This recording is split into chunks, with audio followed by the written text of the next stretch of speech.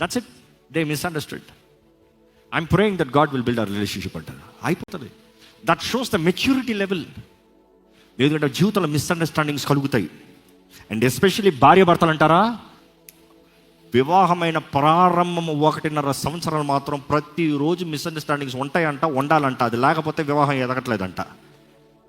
కొంతమంది బలి డైలాగులు కొడతారు. ఏంటి తెలుసా, మేము ఎప్పుడు గొడవ పెట్టుకోమండి, నా భార్యలు భర్తల మధ్యలో ఎప్పుడు మనస్పర్ధలు రావండి. అదంతా మనుషుల ముందు చెప్పే డైలాగ్.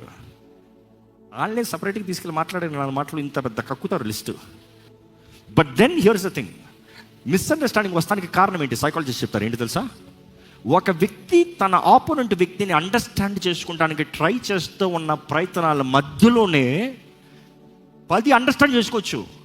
ఒకటి మిస్అండర్స్టాండ్ అయింది, అండర్స్టాండింగ్ మిస్ అయింది, దాన్ని బట్టి ఫ్రిక్షన్ రావచ్చు. కానీ మిస్అండర్స్టాండ్ చేసుకున్నారని అండర్స్టాండ్ చేయించు. Help them understand, not fight, not blame.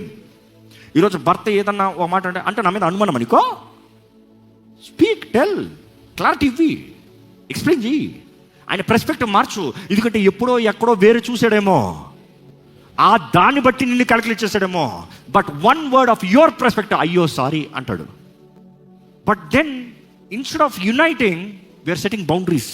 అందుకని కొంతమంది చూడండి, ఒక్కసారి ఒకళ్ళు మిస్అండర్స్టాండ్ చేసుకుంటే భార్య కానీ భర్త కానీ ఇంకెప్పటికీ అదే మాట అంటారు. నువ్వు అట్లా అంటావు, నువ్వు అట్లా అంటావు, నువ్వు అట్లా అంటావు. కొన్నిసార్లు ఆయన మాట్లాడుతావు, నువ్వేమంటావు నాకు తెలుసు. ఏమంటాడు? నువ్వు ఎప్పుడు ఇట్లా మాట్లాడతావు నాకు తెలుసు. ఏం మాట్లాడింది? కొంతమంది చెప్పేస్తారు, నువ్వు ఇట్లే అంటావు, నువ్వు ఇట్లే ఉంటావు. ఆయనకు అది ఉండదు.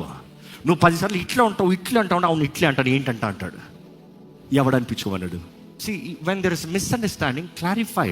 అది యేసుప్రభువు అంటాడు, నీవు బలర్పిస్తానికి ముందు నీ పైన ఎవడన్నా మనసు లేదని పెట్టుకుంటే నీ బలర్పణ అక్కడ విడిచిపెట్టి పోయి వానితో సమాధానపడి తిరిగిరా.